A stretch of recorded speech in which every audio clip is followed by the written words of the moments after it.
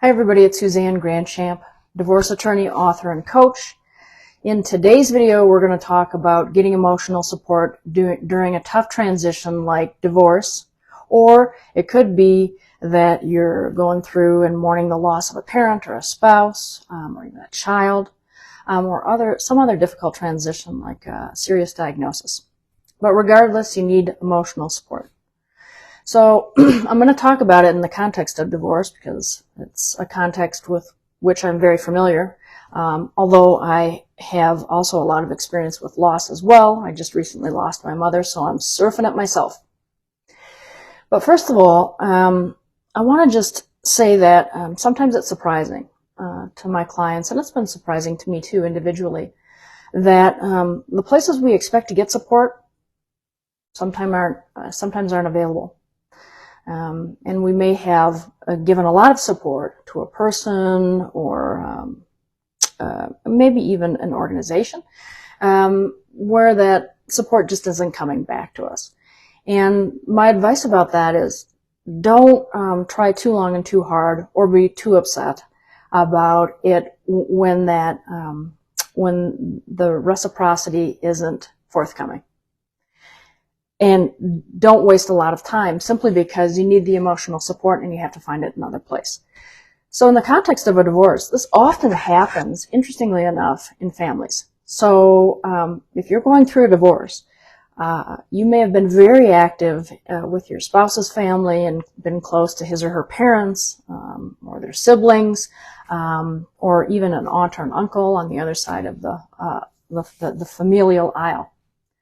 But almost uniformly in my clients' experiences, that curtain comes down as far as support in going through a divorce, and the wagons are kind of encircled around the family member on that side of the family, and you're closed off from any support generally from your spouse's family.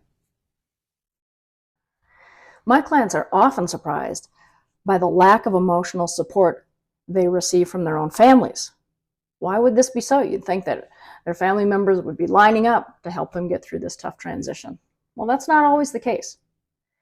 If my clients have come from a family that has had a lot of trauma, often there just isn't that resilience, there isn't that depth or capacity to help my client through a really difficult emotional landscape that is part and parcel of divorce. In addition, the family may be going through their own loss with respect to this divorce. What do I mean by that? Well, if, say, your parents were very involved in your family and liked your spouse a lot, and you spent a lot of time together, they're going through their own loss with regard to this divorce and losing a son or a daughter-in-law, and may not have that emotional capacity to help you process your loss in addition to processing their own. And finally, there are many families, especially religious ones, who see marriage as a covenant. And so when, let's say, one of my clients goes through a divorce, that family can be very unsupportive of the whole process, because when marriage is seen as a covenant, it's not extinguishable by abuse, could be financial issues, chemical dependency, or even a betrayal. Seeing that you just weather everything as a part of the divorce, and so there's like zero emotional support. In those instances where a family just sees a divorce as unacceptable, as a blight, and just makes themselves unavailable to support their family member going through the transition of divorce.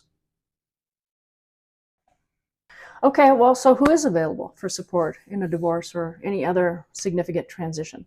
Often it is close friends, maybe a family member, like a sibling sometimes, but often these transitions they call for increased support through the use of a professional like a therapist or a seasoned life coach who's experienced in transitions, or maybe even increased pastoral care. But someone who is outside of the normal context of support, who can hold those additional feelings, those additional questions, those additional pains and hurts that that a family member or a friend, even a close friend, might not be able to be, that person who is always available, for that emotional processing. And it's also really good to work with a therapist or a coach or even a pastor to get an objective perspective, to get outside of the context of the family or the situation, and to get more of a neutral opinion. And that can be very helpful. In addition, many churches and other organizations run divorce support groups, or support groups for people who have gone through significant loss of any sort. Could be a death, could be a diagnosis, could be a divorce, or even a big disruption like a job loss or change.